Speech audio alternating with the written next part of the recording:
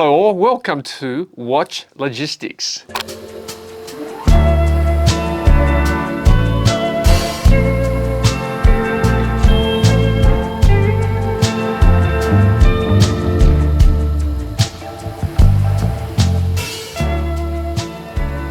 We're going to talk about this particular watch.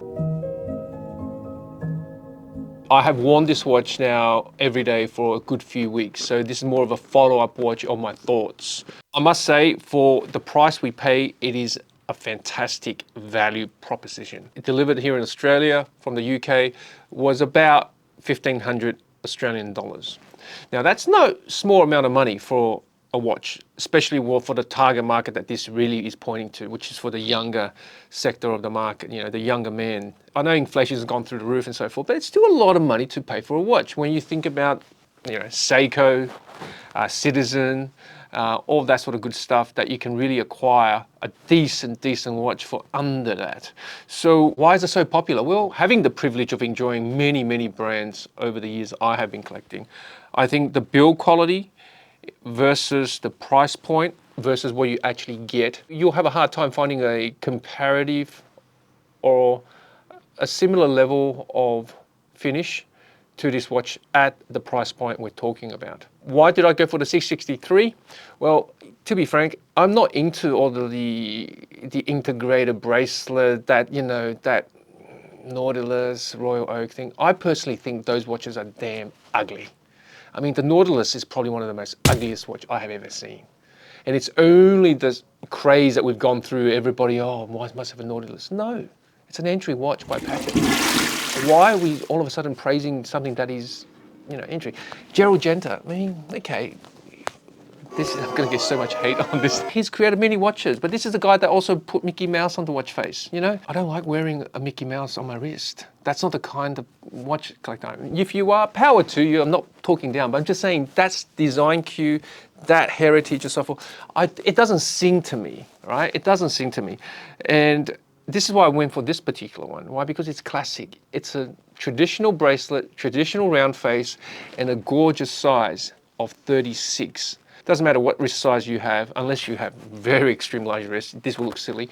But for me, I'm 6'2", I'm a pretty big set guy, and I don't have no issue wearing a 36 mil. So a couple of weeks, what have I learned about this watch? Good watch, good price.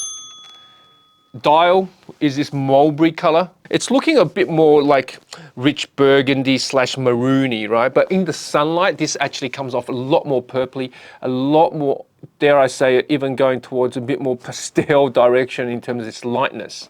I was wearing this on the beach, you know, middle of the day, sun was shining. The dial will come off very quite light, going towards the very purpley direction. I enjoy it because it's summer, why not? It's a bit fun. But for some of you guys who thinks when they see this watch online, they're buying a deeper tone. This is not going to be that watch all of the time. The lume is blue, similar to Rolex. The blue color when it pops along with the mulberry dial is fantastic. It's just really something to behold. The finishing on it is great. Everything in terms of the dial, you know, all of the applied markers, it reflects light very well. What don't I like about this watch? Well, to be frank, there isn't a lot. In fact, you know, the only thing that really stood out to me is that how wide the clasp is, right? This clasp is massive compared to the watch that is, right? If you look at it, right? I would have liked it. They would have actually tweaked this clasp to be a little bit more in proportion with the actual watch.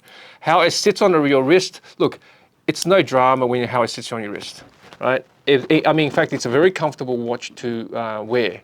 But with that being said, you can just see the difference, right? The clasp is much longer than the actual watch face. This could be because their micro adjustment, I wouldn't call it a micro adjustment, it's a whole link adjustment, right? It's massive. The give that the adjustment gives you is huge, which is welcoming to folks who, you know, wrists contract and expand and so forth to a great degree. You can see, like, it's a whole link, guys.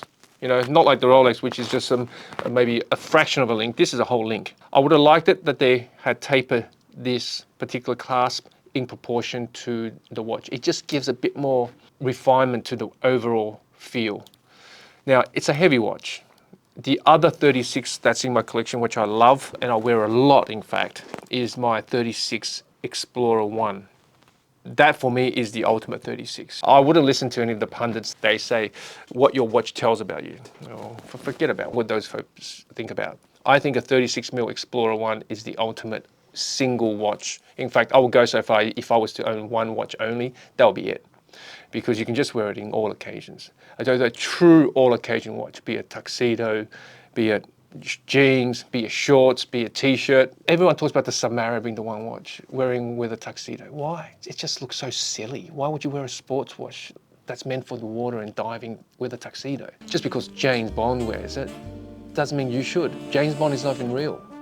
Come on, okay? Now, straight off the bat, this will actually feel larger than the Explorer 1. Not sure why, maybe the case size and so forth, all that, what have you. The band, even though this is solid end links, on the Christopher Ward will just feel slightly lighter than the Rolex Oyster bracelet. It could be because of the steel that they use and so forth. So the Explorer 1 will have that premium feel to the overall watch aesthetic. And if you look at the Explorer 1 clasp, it is very much in proportion to the watch. You can tell the whole watch is just in unison and consistent. So that is probably my first criticism of this particular watch. So this is the sunburst style, right? Basically, when you look at it, how it reflects light, there is no texture other than the way it reflects light and the way it's finished. It's called the sunburst style. What other watch in my collection has a sunburst style? Well, I have it right here. The Grand Seiko 60th anniversary. Gorgeous deep ocean blue sunburst finish. Now, for me, this is the absolute paramount of all sunburst styles. You're not going to get a better sunburst style than a Grand Seiko sunburst style. Of course, this is 10 times the price of this. Okay, so let's have that in perspective. And you'll see from the shots that whilst this is a beautiful sunburst style, it just doesn't have the depth of a Grand Seiko sunburst style. This one, in fact, when you compare the two sunbursts, almost feels a bit tinny, right? The layers are simply not there. Whereas the Grand Seiko sunburst style, you can just keep on looking at it and it's as deep as the ocean. So what else? Well, I like to play with my watches. I like to wear it and I like to change links. I was expecting a very easy experience and it wasn't. And I then went on to YouTube trying to find instructional videos. There were some, but they were for the previous generation of bracelet that is not this particular bracelet. So to save you good folks who's buying this watch a hell of a lot of time, I'm going to tell you how to change the bracelet. I like to play with my watches, so I change all my links. This is not the tool I normally use, so this is just for demonstration purposes. If you are to do any sort of resizing of any luxury watch that you may own, or any watch, and you want to look after it, make sure you get the proper watchmaker's tool. And you can Google online for those brands. There are many. Make sure it's all, made in Europe and so forth. So on the end links, what you'll have is you have these flathead screws. Thinking that this may be the similar experience to, say,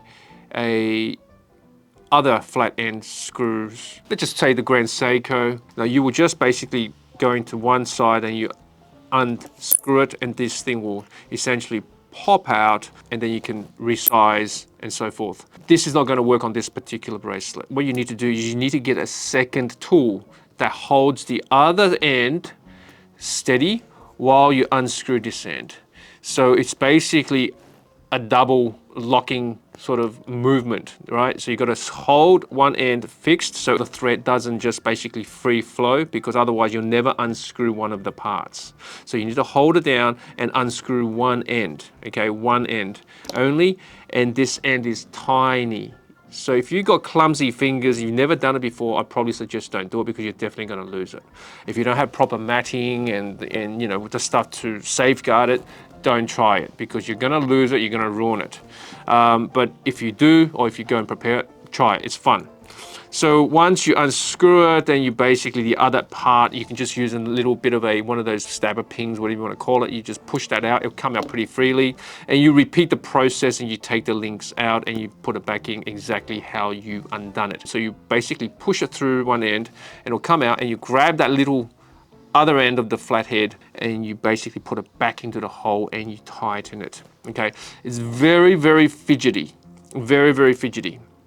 But once you learn how to do it once, you'll never forget it and it'll become very easy. On the Grand Seiko one, they look similar, right? Both ends have these flathead screw caps, whatever you want to call it. Unlike the Christopher Ward, you can just go to one end, you unscrew it and it'll catch, and then basically it will undo, right?